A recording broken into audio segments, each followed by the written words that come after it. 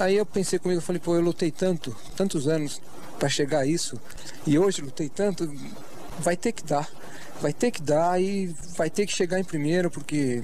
E aí, pessoal, tudo bem com vocês? Vai ter que dar, vai ter que chegar em primeiro. Este ano fez 30 anos que nós ouvimos essa frase após um grande prêmio do Brasil na história da Fórmula 1. E é a história desse grande prêmio aí que nós vamos trazer aqui hoje.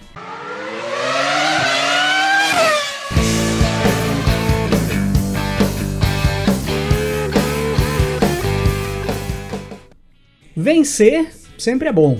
Vencer correndo em casa é melhor ainda. O piloto brasileiro Ayrton Senna sempre deixou bem claro a vontade que tinha de vencer um grande prêmio do Brasil na sua carreira. Vencer na frente da sua torcida. O Senna tinha um carisma e uma identificação muito grande com a torcida no Brasil, e ele sabia que dar um espetáculo na frente desse público, na frente dessa galera que apoiava ele, seria uma bela forma de retribuir a todo o apoio e a todo o carinho que ele recebia desse público. Em 1984, no primeiro Grande Prêmio do Brasil que o Senna correu, ele mal conseguiu dar 7 voltas no circuito de Jacarepaguá, no Rio de Janeiro, abandonou ainda no início da corrida com problemas no turbo da sua Toleman. Em 1985, agora correndo pela Lotus, um novo abandono, agora por uma pane elétrica no carro da Lotus. Mas em 1986 as coisas melhoravam bastante para o Senna. O Senna fazia nesse Grande Prêmio do Brasil de 1986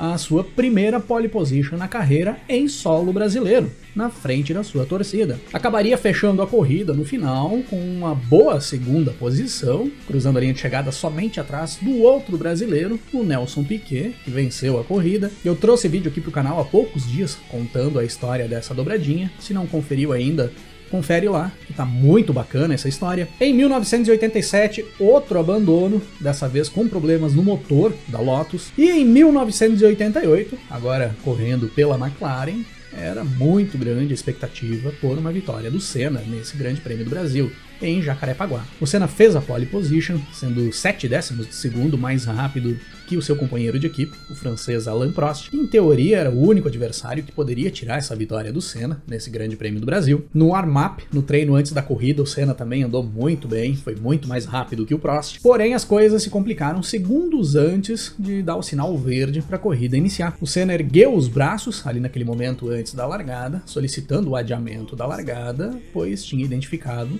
um problema no câmbio da sua McLaren. A largada foi interrompida, o Senna correu para os boxes, pegou o carro reserva, acabou largando do pit lane mesmo, saindo do final do pelotão, deu um show na pista no decorrer das primeiras voltas, fazendo muitas ultrapassagens, e ultrapassagens muito boas, ultrapassagens espetaculares. Chegou a estar na segunda posição, somente atrás do Alain Prost, que liderava a corrida disparado na frente, mas foi desclassificado pelos comissários da prova, recebeu bandeira preta já com mais de 30 voltas percorridas, segundo os comissários, porque o Senna não obedeceu ao procedimento de largada. E aquela troca de carro feita pouco antes de a corrida iniciar não estava de acordo com o regulamento. Em 1989, mais uma pole position do Senna do Brasil e mais uma grande possibilidade de vitória em Jacarepaguá. Possibilidade que acabou ainda na primeira curva do circuito com uma batida com o Gerhard Berger, que tentava forçar uma ultrapassagem em cima do Senna logo na primeira curva. Em 1990, agora com o Grande Prêmio do Brasil saindo do Rio de Janeiro e indo para São Paulo, para o circuito de Interlagos, mais uma pole do Senna no Brasil.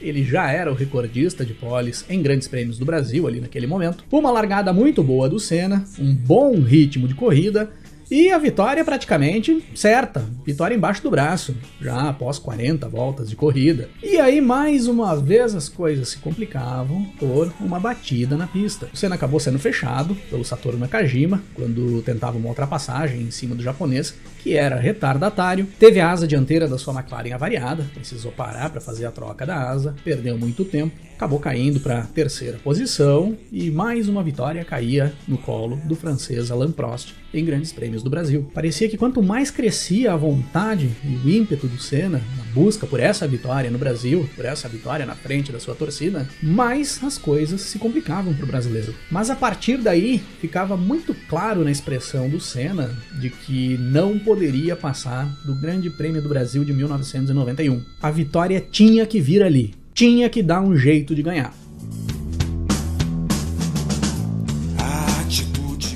O Grande Prêmio do Brasil de 1991 era a segunda prova daquela temporada. O Senna já tinha vencido a prova de abertura do ano, o Grande Prêmio dos Estados Unidos, em Phoenix, e mais uma vez vinha forte para um Grande Prêmio no Brasil. Este com data marcada para o dia 24 de março de 1991, no circuito de Interlagos, São Paulo. Para aquela temporada de 1991, além do seu principal rival ali naqueles anos, o francês Alain Prost, que continuava na Ferrari, o Senna já passava a ter que batalhar também contra os fortes carros da Williams, que apresentavam uma evolução muito grande ali naquele início de temporada. Nigel Mansell e Riccardo Patrese vinham andando muito com as Williams desde a primeira prova em Phoenix, mas nenhum desses adversários conseguiu impedir o Senna de fazer mais uma pole position no Brasil. Era Senna mais uma vez na primeira posição no grid de largada, seguido pelas duas Williams, com o Patrese em segundo e o Mansell em terceiro. O Gerhard Berger, companheiro do Senna na McLaren, ficou na quarta posição. As duas Ferraris fizeram a terceira fila, com o Jean Alesi em quinto e o Alain Prost em sexto. Nelson Piquet com a Benetton e o Maurício Gugelmin com a Leyton House fecharam a quarta fila da corrida,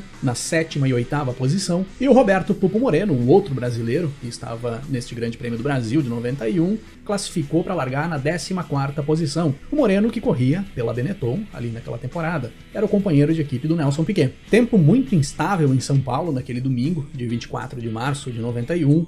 Já havia chovido antes da prova e muitas nuvens de chuva circulavam o autódromo de Interlagos ali naqueles momentos que antecediam a largada. E é dessa forma que nós temos a largada para 71 voltas do Grande Prêmio do Brasil de 1991. Senna larga muito bem e mantém a primeira posição. O Mansell também larga bem e passa o Patrese, assumindo o segundo posto logo no início da corrida. Jean Alesi também fez uma boa largada e pulou para a quarta posição.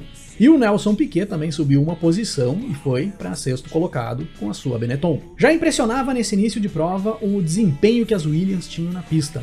Era ali que o lendário FW14 da Williams dava as caras pela primeira vez na Fórmula 1. Já tinha estreado em Phoenix, na prova anterior, na primeira etapa da temporada, mas não tinha chamado tanto atenção pelos problemas que as Williams tiveram no câmbio semiautomático. Esses problemas no câmbio acabaram ofuscando o desempenho das Williams em Phoenix. Para o Grande Prêmio do Brasil, o FW14 já passava a atrair mais as atenções. O modelo que viria a se tornar um dos carros mais dominantes da história da Fórmula 1 pouco tempo depois. Nessas condições, com o Mansell embarcado no FW14, o Senna andava tudo que era possível, mas não conseguia abrir vantagem para o inglês, que era o segundo colocado e vinha logo atrás. Após 5 voltas de corrida, nós tínhamos o Senna na primeira posição, com o Mansell em segundo, o Riccardo Patrese em terceiro, Jean Alesi na quarta posição, Gerhard Berger em quinto, Nelson Piquet em sexto. O Prost era o sétimo colocado, era o primeiro fora da zona de pontuação. Nessa época pontuavam apenas os 6 primeiros. Na volta 10, o Maurício Gugelmin, que era o nono colocado ali naquele ponto da corrida, recolhe o carro para os boxes e abandona. Ele já vinha correndo no esforço,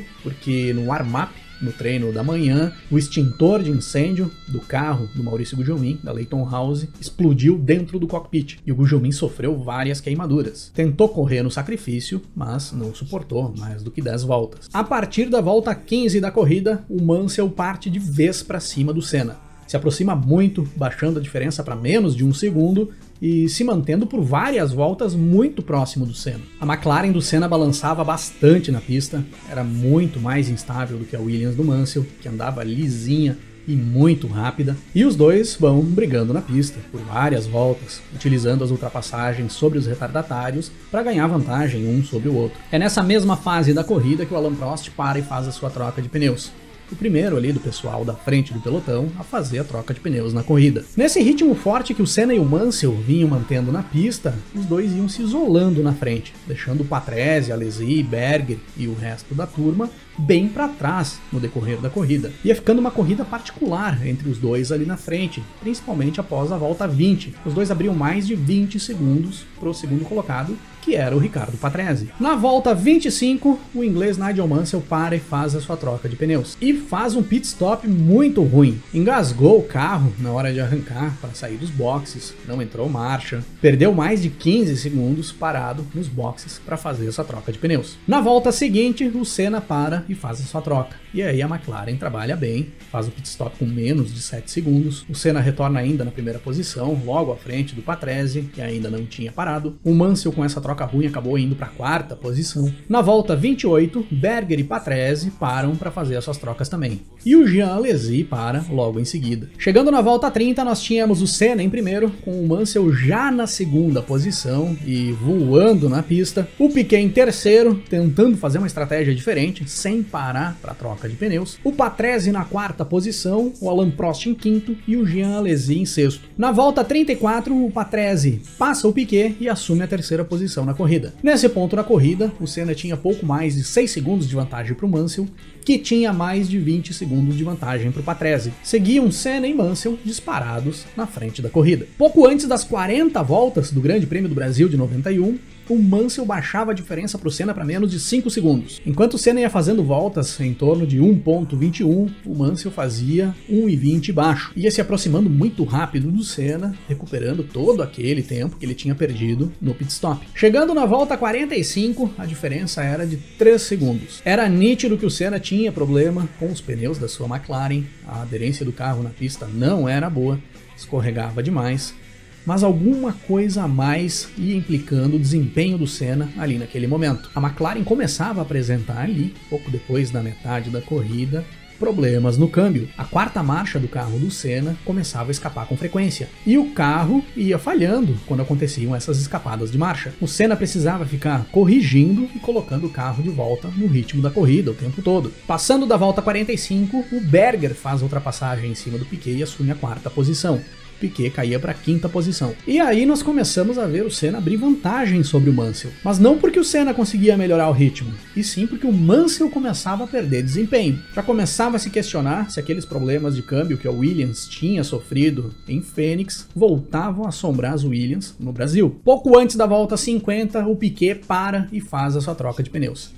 Não foi possível levar até o final da corrida sem trocar pneus aquele carro da Benetton. Na volta 50, a diferença do Senna para o Mansell subia bastante, a ponto de se aproximar dos 10 segundos. Ali naquele ponto as coisas pareciam ir ficando mais tranquilas para o Senna, e a vitória começava a ficar visível no fim do túnel. Aí o Mansell para fazer mais uma troca de pneus. E mais uma vez o Mansell não tem um bom pit stop, perdeu quase 10 segundos parado nos boxes. Passando das 50 voltas de corrida, o tempo começava a fechar bastante sobre Interlagos, e alguns pingos começavam a cair sobre a pista. A McLaren ali naquele momento já ficava pronta para fazer a segunda troca de pneus para o Senna. Mas nesse ponto era interessante esperar um pouco para ver se a chuva viria ou não. Ele tinha mais de 30 segundos de vantagem para o Mansell, dava para aguardar e ver o que aconteceria. Se precisasse parar, tinha tempo de fazer a parada e retornar na frente, ainda na 1ª posição. Após a volta 55, a chuva começou a engrossar sobre o circuito. O tempo de volta do Senna começava a subir muito, para mais de 1.27, contra 1.22 do Mansell. E não era só a pista úmida e os pneus desgastados que faziam subir o tempo do Senna desse jeito. A 4ª marcha deixou de engatar de vez no carro. Ele não tinha mais a 4ª marcha para utilizar na corrida a partir dali. Precisava pular da 3ª marcha direto para a 5ª. E para fazer isso naquela época, no câmbio manual,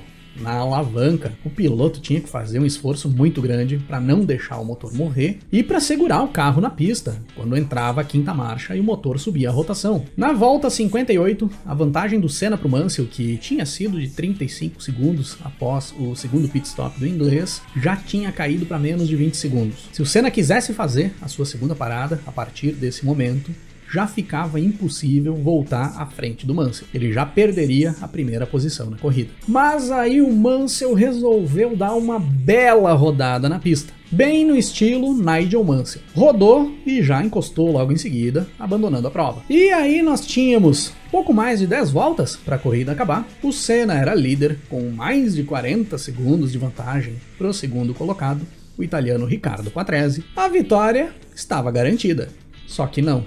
O tal do problema de câmbio que a McLaren do Senna vinha tendo desde a metade da corrida continuava evoluindo. Agora, além de não ter a 4ª marcha, a 3ª e a 5ª começaram a escapar também. E o esforço do Senna aumentava para conseguir corrigir essas escapadas de marcha e manter o carro na pista. Ele ia virando em torno de 3-4 segundos mais lento que o Patrese por volta. As coisas já pareciam ficar mais complicadas. Faltando 7 voltas para a corrida terminar, o Senna perdeu quase toda todas as marchas do carro. A única marcha que ele conseguiu engatar foi a sexta marcha. Na tentativa de engatar qualquer outra marcha, o carro ficava em ponto morto. Para não correr o risco de ficar sem marcha nenhuma, ele deixou a sexta marcha engatada, não fez mais trocas de marcha e foi só de sexta, de ali em diante. E dá para chegar até o final da prova, fazendo as últimas 7 voltas só com a sexta marcha e vencer a corrida?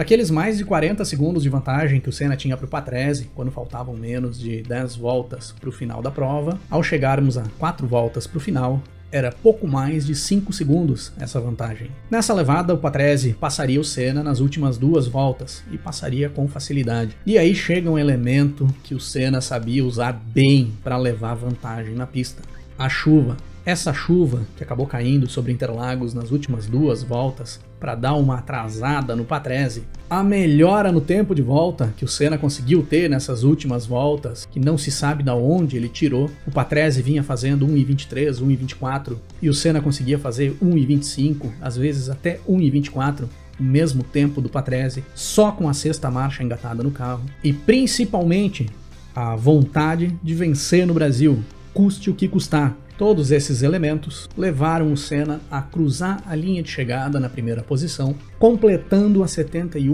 voltas do Grande Prêmio do Brasil de 1991, com menos de 3 segundos de vantagem para o Patrese, o segundo colocado. Gerhard Berger fechou o pódio na terceira posição e o Nelson Piquet terminou em quinto colocado. Era uma vitória com um esforço tão grande que força para sair do carro depois que a prova terminou e subir no pódio era quase zero. Nós vimos ali um Ayrton Senna extenuado no final da corrida, mal conseguindo erguer a bandeira do Brasil e o troféu da vitória, em cenas emblemáticas que ficaram na história dos grandes prêmios do Brasil, como uma das vitórias mais impressionantes da carreira do Ayrton Senna e, claro, uma das vitórias mais impressionantes de um brasileiro em um grande prêmio do Brasil.